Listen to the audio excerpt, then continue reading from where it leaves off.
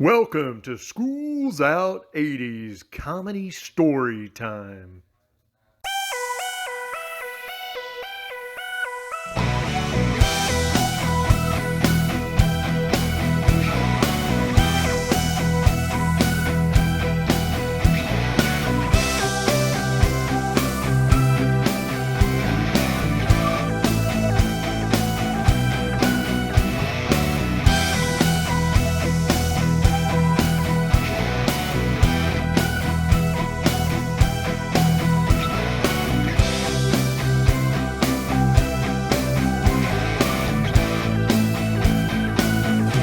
Hey everybody, welcome to School's Out 80's Comedy Story Time.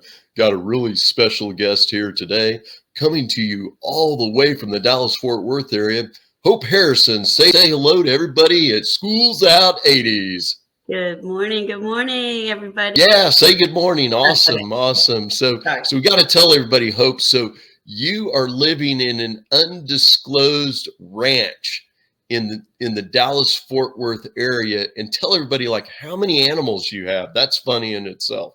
I have 27 animals right now. I'm a city girl living on a ranch. It's pretty crazy. That's awesome. And you stem from the Florida area, the Coral Gables, Florida area. Is that correct? Yes, I am. I'm from Miami. Initially started when I initially lived on Key Biscayne, which is an island off of downtown Miami, and we moved into the Gables when I was in elementary school. So yes. Nice. Nice. And I did a little research. So the Coral Gables High School that you attended is the home of the Cavaliers, yes, which is a wild name for a mascot. Yes, it is. I was a cheerleader. I was. Oh, nice. Yeah, it was fun.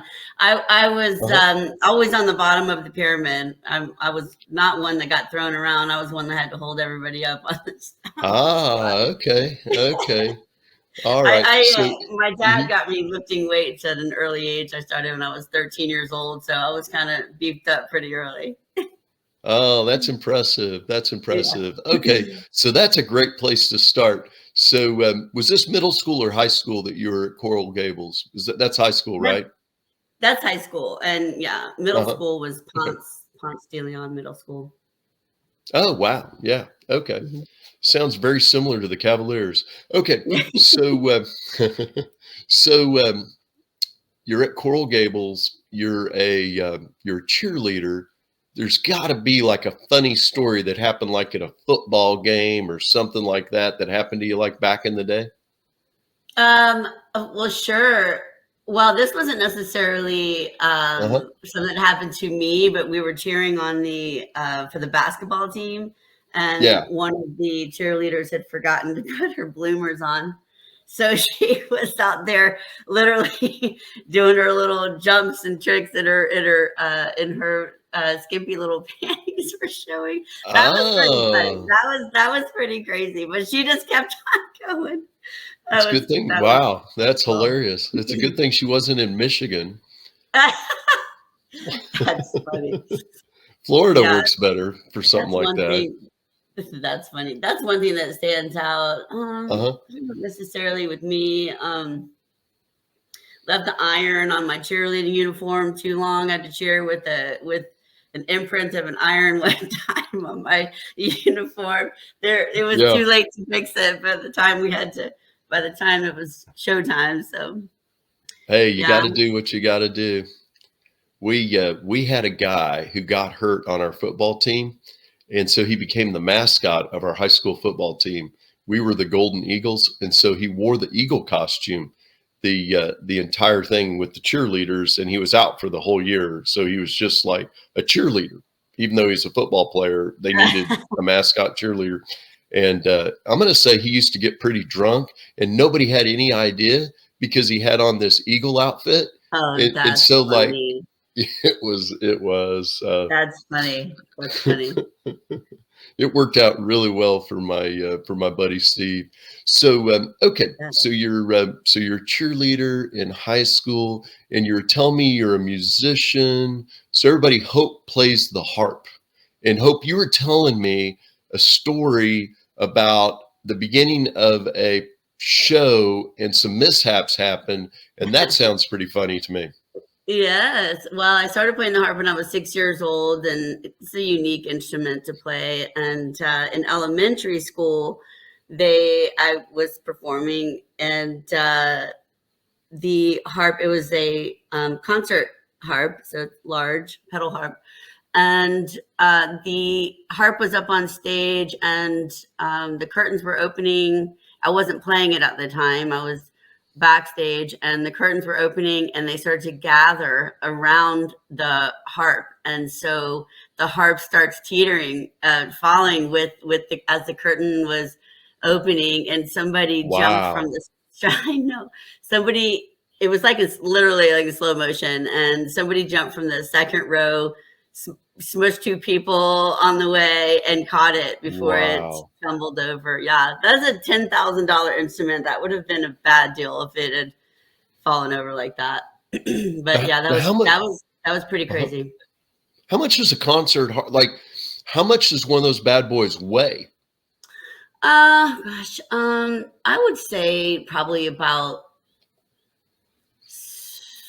60 pounds or something Okay, like so they're not that. super heavy. No, there's just So, they're mhm. bottom heavy, but 60, 70 pounds, maybe somewhere around there.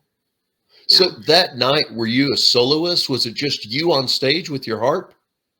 It was. I mean, it was a show that the school was putting Hmm. on. I mean, as far as what I was doing, yes, it was just me. Yeah. So what was that like? I mean, was your heart just beating out of your chest? I mean, that had been crazy, like seeing Oh your yeah. instrument. You know, the experience, of course, yeah. I mean, anytime I've performed, even now as a pianist, even when I Yeah, do it when I do it just for fun and random times, I'll start, my heart starts racing and my hands start shaking a little bit. I just have to get lost in it. Is what I eventually go to, and um, uh, when I'm playing the piano, I'll literally just look down at the keyboard and just hide behind my hair. right, right. Yeah, but sure, of course, it was totally nerve wracking. But it taught me a lot. It's a great thing to start doing at a young age because even now in my art life, it's taught me to continue to overcome that fear. Absolutely, absolutely. So, so I this is called Schools Out 80s Comedy Story Time. So it doesn't have to all be about the 80s, Hope, but any funny stories you can think of particular to the 80s? let's see. The 80's when well, my first concert I ever went to, this isn't necessarily funny, although it Uh-huh. was Van Halen, with David Lee Roth, and Nice. I was pretty much shell shocked at that time with that, but it was a lot of fun. That was my first concert. Right. That was pretty wild. My second concert was Bon Jovi, and we're like at the back of the stadium, and Yeah. these girls next to me were I don't think I was probably 13 years old. The girls next to me were like flashing their boobs, They're screaming, tatas. screaming. I'm sorry, what? They're tatas. They're flashing Yeah, their they're tatas. tatas. Yeah, all the way back to the back of the stadium, like like John Bon Jovi's gonna see them. I mean, that was pretty. That's funny. That was pretty wild. I was yeah. I obviously to this day still remember that. So it was quite impactful to see women doing Heck that. I was like, oh yeah. my god. Yeah. Let's see. When this Hmm. is, I don't know how funny this is, but it was another Uh-huh. experience in the 80's when I was playing the harp. I played in the uh, Miss Teen USA pageant, Yes. and with in the evening gown competition with the Greater Miami Youth Orchestra. And Oh, wow. yeah, that was a lot of fun. And but looking back, the cheesy Solid Gold Dancers and Lorenzo Lamas was Oh, was wow. the He was in MC. the production you were in? He was the MC. Yeah, Oh, And wow. Lisa Hartman. It's just interesting at 12 years Oh, old, having an experience like that, and I mean, just looking back, to me, it's hysterical because it's just cheesy as heck. I mean, like I yeah. mean, really, the Solid Gold Dancers, it doesn't come much cheesier than that, and it just makes me laugh.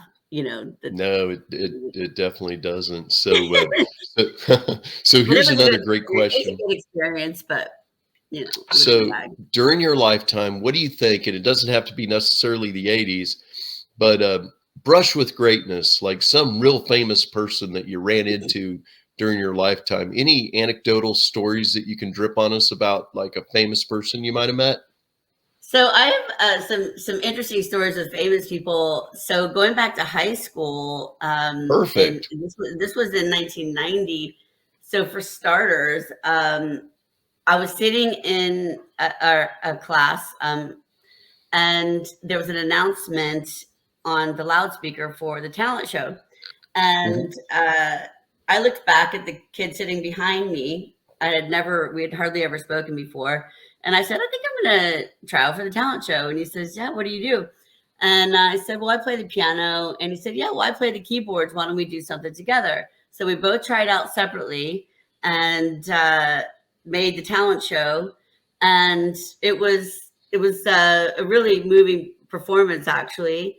And Mhm. he went on to start Jars of Clay, which is one of the most successful Christian bands, like literally in Oh, history. wow. His name is Dan Hazeltine, and Uh-huh. they had the first Christian song to cross over to the secular um, environment in music, called Flood. That's awesome. Yeah, we're still in touch to this day. It's really fun. So, Yeah. let's see, famous people. Sure. This is kind of funny. When I was in college, Tony Pedregon, who is a fairly famous NHRA drag racer, he asked Yeah. me out. He asked me out at a red light. I didn't know who he was, but I ended up going out with him, and I'm sitting there in a sports bar looking up at the TV, and there he is. I was like, wait a second, that's you up there, right, on ESPN. He's not super famous, but in that environment, he is. No, that's a brush with greatness. That's a good Yeah, story. yeah. Gene Simmons and I were having some little eye contact and brush shoulders at the Four Seasons in Las Colinas, Texas. Oh, wow. How That long was ago was kind of that? fun. I'm sorry. How long ago was it that you met with Gene Oh Simmons? gosh, that was probably at least 12 years ago, something like that. Yeah, That's something like funny. that. Bob Dole, Yeah. politician. Um, let's see, met him. My great grandfather actually built this shopping center in Miami. Oh my goodness, I'm forgetting the name at the moment. Shops at Bal Harbor, and Mhm. shook Bob Dole's hand, and shook George Bush Sr. and Barbara Bush's hand at a golf Oh, wow. tournament in Houston. Let me think. Who else? Oh, Huey Lewis and the News. Met them at Disney World. We were staying in the same villa complex. That was kind of Nice. funny. My mother had a pretty wild brush with Oh, yeah, you're telling me that. That's a perfect story. yeah, my mom, she ran out of gas. She was by herself. We were in Lake Mary, Florida. We were living in Orlando at the time, just north of Orlando, Lake Mary. My mom ran out of gas, and she walks up to this house and knocks on the door to get help, right?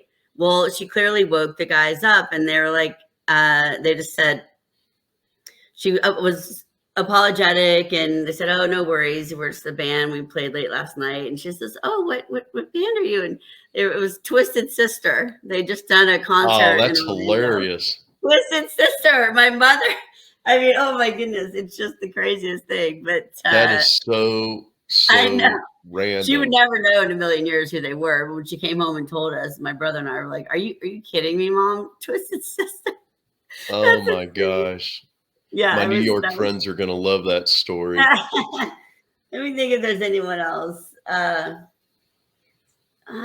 can't think at the Well, hey, moment. get back to Gene Simmons. People love to hear stories about Gene Simmons.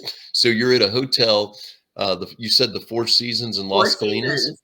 In Las Colinas, And Four Seasons, so yeah. was Gene Simmons appropriate or inappropriate? He was totally appropriate. He was totally appropriate. Yeah, it was yeah, it was brief, you know. We didn't really engage much, but just enough. Yeah. We little wink wink, you know. That was fun. That's funny. Enough to be able to still tell the story, you know. Heck yeah, that's a great story. That's a really good story. Gene Simmons. Totally appropriate. Hey, listen, I wouldn't have minded if he would have been inappropriate. Hey, you know what? It's all good, right? It's all good. Hey, this is always something good to ask folks, Hope. So back in the day, and it doesn't matter like when this happened chronologically, but like back in the day, I'm sure like you and your girlfriend, you're out, you're having a good time. One of your girlfriends drinks a little too much or does whatever. So talk to us about how, like, what happened and how you got her back home, and did you have to rescue her for some boys? I mean, those stories are always good, I think. Oh Lord, I've got a good one. So years ago, was in a bar, my best friend, and she starts doing shots of tequila, right? And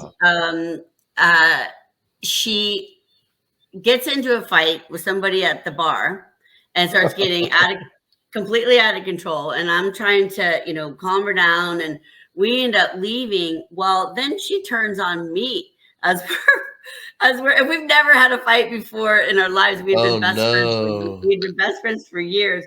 Well, I end up having to take her down in the parking lot. Okay, I was the scorekeeper for the wrestling team in high school, and so I had some knowledge on takedowns and things like that. And so I literally took her down in a wrestling takedown in the parking lot, and I'm in a mini skirt, by the way. Well, I'm holding her down. I'm holding her down just to calm her down, and like, look, you're gonna get arrested. You're gonna get me arrested. You gotta calm down. And then I'm sitting here straddling her in the parking lot, and sure enough, these lights go on behind us with a car full of guys behind me because I'm in a mini skirt straddling my girl in the parking lot. And anyways, it was pretty crazy. But I got her home and to bed, and I don't even think she hardly remembered what happened. But that tequila is. Ooh, that's dangerous. Yeah. So you had to sweep her legs in the parking lot with some kind of wrestling mojo down to the ground. I did. I like it. I like it. You're handy to have around when you have a drunk friend. That's for sure. No doubt. I have a funny story in college. So we went on a ski trip in North Carolina. I was in Gainesville at the time, going to school, and loaded up with some friends and went skiing in North Carolina. Well, I ended up breaking my thumb on the trip. Oh. And first of all, on the way home, we were just a silly, wild crew. And for starters, on the way home, here I am with the broken, throbbing thumb. All the luggage, we're going up a mountain, winding around. All the luggage falls out the back of the van. It opens up, and all the luggage falls out. So then we you know, gather all that. And mind you, we're living in Florida, okay, and leaving North Carolina. Well, a couple hours later, I see a sign, and I said, I could swear that sign just said, "Welcome to Tennessee." And sure enough, we were going the wrong direction home. God only knows how many hours we went out of the way, but that was kind of funny heading home. And then fast forward a couple weeks later, this same crazy crew, we end up going on a little camping trip. Well, we were camping on an illegal wildlife preserve on an island in Miami. I mean, in not Miami, the northwest corner of Florida. We Okay. have so on the way there, we have 3 trucks, and unfortunately, a wild hog ran across in front of one of the trucks and kills it like immediately, and they just throw it in the back of the truck. And so here we are, 3 truckloads of people, 2 dogs, and a dead hog, and we're and we had 3 little John boats, so we load them up. And there was probably not even 2 inches of play with the water, you know, in these boats. And we trekked to this island, and they skinned the hog. And I have my cast on. Okay, I have my cast on from breaking my thumb. Well, so they skin the hog, hang it over the fire, and that was the one night that I learned not to be a big shot with wild turkey. Let me tell you that much. First of all, that was not a pretty night. But sitting around the fire with the hog hanging over it, I didn't realize that my cast was going to be absorbing all of the smoke and the smell. So my cast smelled like bacon for like weeks and weeks until I could get it taken off. So I walked around smelling like bacon for forever. I mean, that was just it was funny, but yeah, that is funny. That was a wild time. That was a wild night, let me tell you. But it was a lot of fun. Great memories. I'm a little bit of a risk taker, and yeah, I latch on to friends that are as well. That was one of those times. So you guys smoked a hog after hitting it in the middle of the road, and and then how long did you eat it? I mean, it takes a while to smoke a hog, right? Yes, you know, I can hardly remember if I believe we did on that trip. But I'll tell you what we for sure ate were fresh oysters straight out of the ocean, and they were huge. They were probably 3 inches long and an inch and a half wide. They were amazing. They were amazing. One of the guys on the trip is kind of funny. He took one of the John boats out with a dog, and for some reason it started to go down to sink, and it wasn't that deep. But here we are watching him, and he's standing motoring through, and all of a sudden we just see the dog just swim off, like literally just start swimming directly off the John boat because the ship was just going down, and he just kept on going. And the boat, I mean, they eventually got it out, but it was just such a funny visual because here's the dog sitting there, and then all of a sudden he just starts swimming off the boat. Like he didn't jump off, he just because it was going down. Yeah. That is awesome. So the dog bailed. The dog bailed. Yeah. That is funny. The dog bailed. Yeah. So, I had a pretty, when I was younger, we had a lot of fun growing up on the water, and we used to do the Columbus Day Regatta off of Miami down to the first island in the Keys, Elliott Key. And,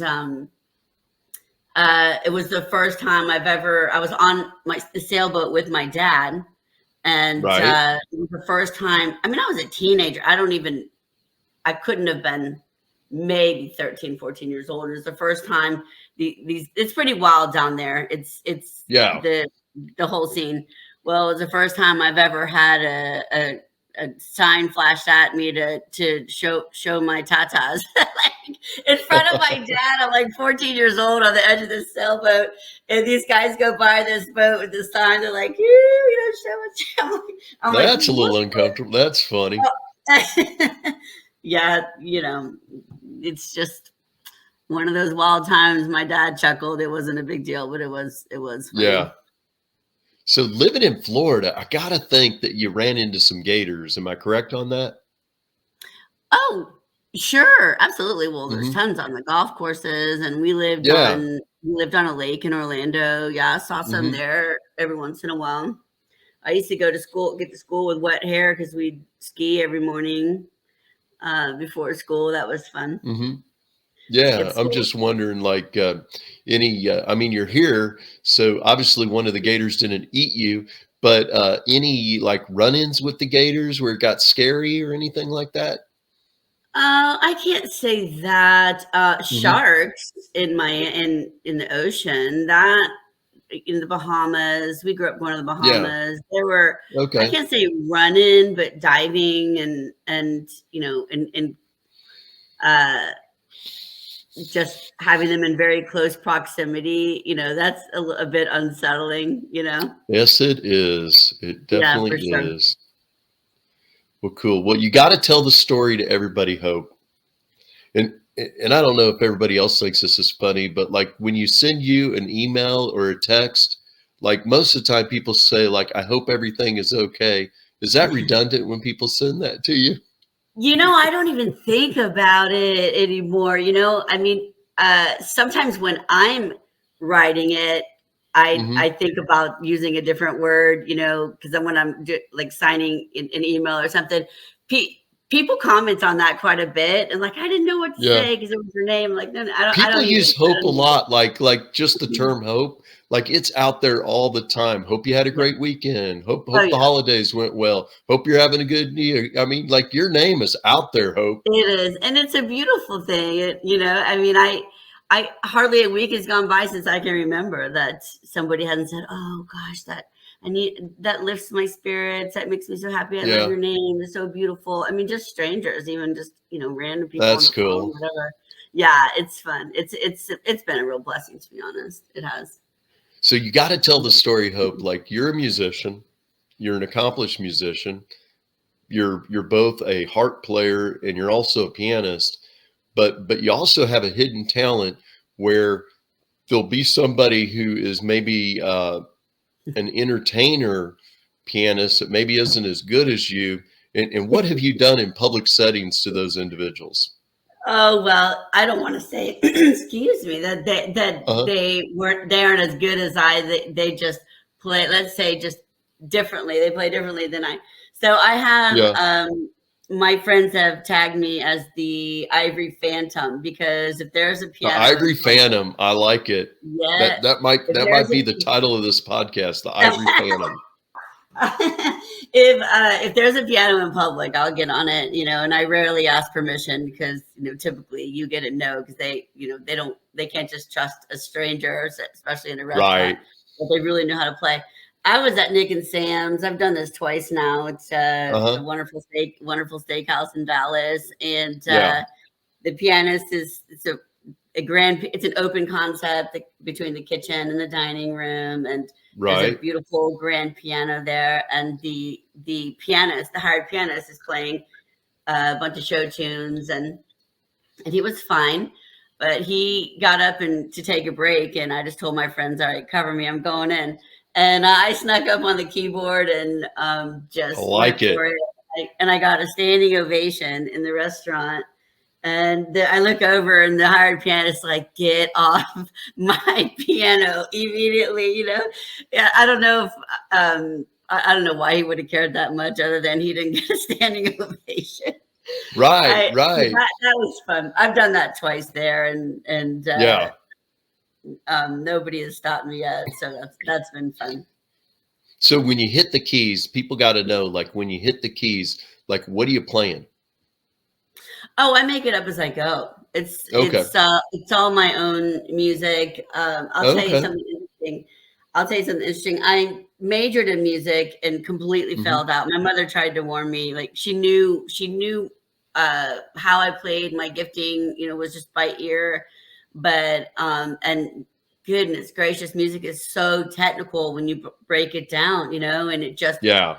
my brain, it just doesn't work for me. I naturally, I would say I'm naturally a gifted musician, but learning to read and study, it just took all the fun out of it for me. And Sure. so I find that interesting. My number one bucket list item was to be a published musician, and I was published in 2018. Hmm. I post myself on Facebook playing every once in a while, and somebody from high school said, "You need to tag up with JC Rodriguez, and he's a concert guitarist." Hmm. And Hmm. so we ended up collaborating just over the airwaves digitally. I mean, I was on my baby grand. I have a beautiful young Right. children, Right. candy apple red baby grand. I'll tell you, side note, when I bought my first Uh-huh. house, I didn't have any furniture except a bed. But by God, I bought myself that piano. I didn't have anything but a red baby grand for quite a while. My grandfather used to say, Hopi, do you have anything to sit on yet? I said, I got a piano bench, granddaddy. I'm good. I'm good. That's So awesome. yeah, I love my piano. But anyways, yes, JC and I collaborated, and I'm on his album. So technically, and I composed the song, so that was a lot of fun. I Cool, can mark cool. that off the bucket list. I'd like to do my own album someday. We'll see. Sure, sure. Well, there's a lot of 80s tribute bands in Dallas that could use you for the Journey songs that right now they're playing to a track. Well, hey, that'd be a blast. I'll tell you something interesting. I'm actually dating someone whose dad was in Chilliwack. Do you remember Chilliwack from Canada back in the 70s? Not really, no. Yeah, shoot, yeah. I'll have to send it to you. Yeah, he Okay. was one of the original band members of Chilliwack, which is it's just nuts. You can put a picture up when we put the podcast Oh, up. wow. Yeah, Yeah, it's absolutely. pretty Yeah, we got to get crazy. a lot of pics from you for the Yeah. show. That's cool. Okay, so speaking of dating, this is something I love to ask. Tell me about a blind date that you had that went wrong. Oh, well, I have first of all, a really funny situation where I thought it was one guy showing up at the door, and I had told my roommate in college what this guy looked like, and he was like probably he brown hair, 6 foot tall. And I opened the door, and here's like this 6'5" redhead at the door. My roommate was like, "What in the?" Somehow I had it mixed up on who I was going out with, and that was pretty funny. That Um, is funny. he ended up being a nice enough guy who was, Yeah. but yeah, that was crazy. Um, I'll tell you a wild story. That I mean, a Yeah, blind tell us. date, no, but a wild story back when I was. So I have a fairly extensive motorcycle background. My dad bought me my first Harley when I was 18, and we used to go to Daytona Bike Week. Yep. And which is just raunchy and wild. And we were on the main strip, and I was probably 19, maybe 20, and all dolled up and feeling cute. Well, this Yeah. guy, I see this guy making eyes at me, and I'm standing there with my dad and one of his best friends, and Uh-huh. so he pulls up to me and he looks at me, says, "Jump on." And I looked at my dad, and he goes, "I'll bring her right back." So I jumped on this stranger's motorcycle, and if you the traffic is redirected in Mm-hmm. in those scenes to where you try to keep it from bogging down. Well, it took us forever to get back, and the guy was totally cool. I got a lashing from my dad was cool with it, but I got a lashing from my dad's friend when we finally made it back. But I ended up dating the guy for like six months. Oh, no way. That is an That impromptu date. yeah, that was pretty crazy. That's interesting. Say, so you were 19. How old was this dude you dated for 6 months? He was in his late 20s. Oh, okay. Yeah, he was in late 20s. Gotcha. I had my Gotcha. first boyfriend when I was 13. I was a good kid, but I had my first boyfriend when I was 13, and I'm not even going to tell you how much older he was because it sounds very disturbing. But he was he was my brother's soccer coach. Let me just say that. Oh, okay. Okay. But he was a good guy. But yeah, that was my first heartbreak. Good God, at 13 years old, that's crazy. Oh, so how old was he? Was he 30? Was he 20 No, something? no, no, no, no, no. It sounds terrible. He was 19. Uh-huh. He was Okay. 19. Because my 22-year-old was pseudo dating this woman that he works with at his tattoo shop. No, not really, but it could have went that direction. She was like 35, and I'm like, dude, listen to your dad, date somebody younger. Nothing against older women, but like he's 22 years old. it's like the Ashton Kutcher thing. Like nothing good's going to happen from this. That's funny. Like people argue with me about that. Before they broke up, I told everybody this isn't going to work. I know they seem in love. It's not going to work. It's not going to work. It's not going to work. That's And funny. I've predicted a few things. I predicted Demi Moore and Ashton Kutcher, breaking up, and then I predicted Chris Farley dying of a heart attack.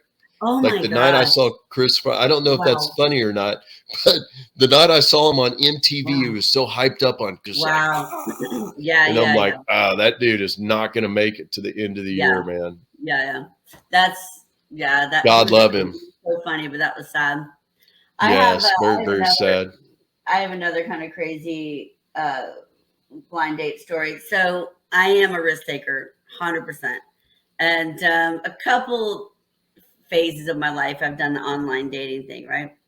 Okay. Well, I had been chatting with this guy, and seemingly the chemistry was there, right? And so I used to go to Aspen every year with a group of people. Well, I felt confident enough to invite the guy to Aspen. Okay, we had not met yet, and the second I saw him when he got off the plane, I was like, oh no. Like, I don't know how I was so misled by the pictures, but I was very misled by the pictures. And I was stuck on this ski trip with this guy for at least. No. Oh no, it was a nightmare. That was a total nightmare. I would never, ever do that again. That's for sure. But I've heard that about the dating apps and the pictures that they put up there. It's like, is this your picture from college? Because it's not what you look like now. Yeah. Little Miss Risk Taker. She learned her lesson on that one. That's for sure. Oh, that's interesting. Yeah. Okay. Yeah. Well, Hope, we just got to take this in the direction of promoting you, because you're an extraordinary artist in the Dallas area, at living in an undisclosed ranch in the Dallas-Fort Worth area with 29 sheep, which is funny unto itself. But tell everybody about how you got, where you weren't a professional artist. You were doing something like in corporate America, then you became a professional artist. And everybody, we're going to have a way for you to contact Hope if you would like her to do some work for you, particularly if you work for a large corporation and can afford a great big picture. That's what Hope's looking for. Yes, I specialize in large scale contemporary wall art. So yeah, interestingly enough, I have no art background. I had never painted, never drawn before. Obviously, I have a creative background in music, and I have an extensive photography background. But after I was in the corporate world for 13 years, and when everything crashed in 2008. You were in the mortgage business, right? I was, yes. Okay. Wow. Yes. Mm-hmm. I was in the mortgage business on the retail side, just processing first. And about 3 years in, I jumped into sales on the wholesale side. And it was a great gig for me. I never graduated from college, but I found a bit of a niche in that environment for myself, And were you working with the lenders if you're on the wholesale side? Is that what you're doing? I was with Chase. I was with Chase. Oh, gotcha. Okay, gotcha. Yeah. So when everything crashed in 2008, I wasn't quite sure what I was going to do. I bailed on the industry at the time. And then my son came along actually in 2010, and I had enough savings that I chose to be home with him.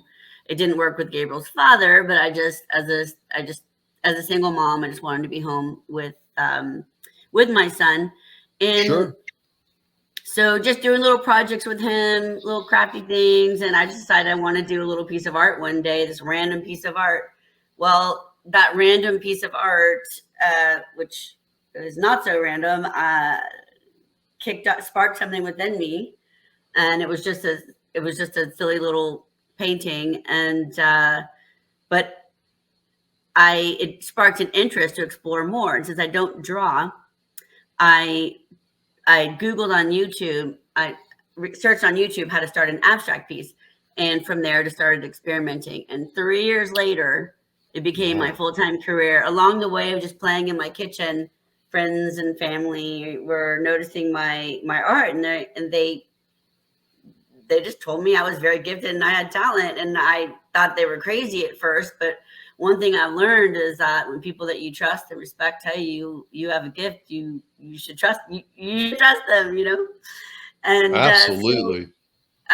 so being the risk taker that I am, I'm good with following through with alignments. I got referred to a gallery at my second year in, and he suggested I bring some art down, and I got home and I didn't feel ready. I thought, really, this is crazy, but if I'm going to go for this, I've got to figure out who I am as an artist. Because at the time I was all over the place using brushes and squeegees and just playing. And so I took a year and figured out what I enjoyed and what I knew I was, mainly what I enjoyed and what was fun for me. And then, you have to be confident in being consistent. I mean, you can go put 6 pieces up in a gallery, but if you can't perform and reproduce, not obviously exactly, but if the client wants it in a different color and you can't produce it, then you're dead in the water. But anyways, makes a lot of sense. I went back to him a year later, and he remembered me. He said, absolutely, bring some work down. And I fell in love with the fluid process. I love making a mess. I love being creative, love making a mess. I'm really good at making messes. And everything just catapulted from there. And it's been quite a journey. I have definitely set myself apart in the fluid art world. By scale, my pieces are huge. I go up to single pieces up to 10 feet tall, and they're extremely labor intensive. They're expensive for even I to do, and they're risky because you only have so much control in the fluid process. Right. And how many cans of paint do you use for like a big piece? People will be amazed like how much paint you have to actually use. Yes. So on one single 48 by 120, 4 by 10 piece is about 35 gallons of product. Wow. I typically use a gallon per square foot, typically ish, somewhere around there. And my pieces, after I complete it, they just come alive and they open up in transition. They dry for up to 2 weeks. Usually anywhere from like 12 to 14 days. And it's so fascinating to see the transition and the depth. One thing that's unique in my work is that I get at least 1/4 of an inch texture That's what I was wondering, like how thick the paint is on top of the canvas. You say it's 1/4 of an inch? Thick. Yes, not the whole way, just different parts of it. I have a trick to my trade, to my craft, where I the product is basically pooled, even though the art is flat. It's just a trick that I have where That's awesome. Yeah, where the product is pooled, and as it dries, it texturizes itself. It's so cool. Yeah, we will not tell your secrets. We don't want anything to happen to you. And tell everybody, like, you have 2 guard dogs, and her guard dogs, to give people an idea, her guard dogs have legs that are bigger than like most football players' legs. So you don't want to mess with Hope. I have 2 Italian Mastiffs, which are Cane Corsos, and which is why I sleep like a baby out here in the country by myself. One's 120 pounds, the other one's 140 pounds, and they're just amazing. They are protectors to the core and total cuddle bugs at the same time. One of them killed a hog recently, and it's pretty crazy. He came back a bloody mess, but not one scratch on it, not one scratch on his body, but his mouth was pretty shredded. But he just took it down. They were bred to be lion hunters back in the day, so yeah, they're an amazing breed. I'm obsessed with them. I don't recommend. Awesome. I do not recommend having 2 intact males inside the house. I will say that that's a job in and of itself, because that I bet imagine that scene at times, but I do a good job of managing it. That's awesome. But I don't recommend that to anyone. So Hope, tell us your website, how we can get a hold of you if my listeners need to get a hold of you. Sure. My website is hopeharrison.net. hopeharrison.net. I'm Hope Harrison Artist on Facebook and Instagram. I'm on LinkedIn. And along with my wall art, I get if I have time before an installation, I get my work scanned and I create other products. I have a beautiful rug collection, hand Yeah, knotted, I read that. hand knotted, hand tufted in India. They're amazing. They take about 4 or 5 Awesome. months. Yeah. Hey, everybody, save up your coin and buy some art from Hope. Or more importantly, talk to your large corporation that they need like a 10-foot by 5-foot, piece in Exactly. the Yeah. in the Yes. in And, the absolutely. My work works beautifully. My pieces work beautifully in commercial environments, but I have tons of residential clients as well.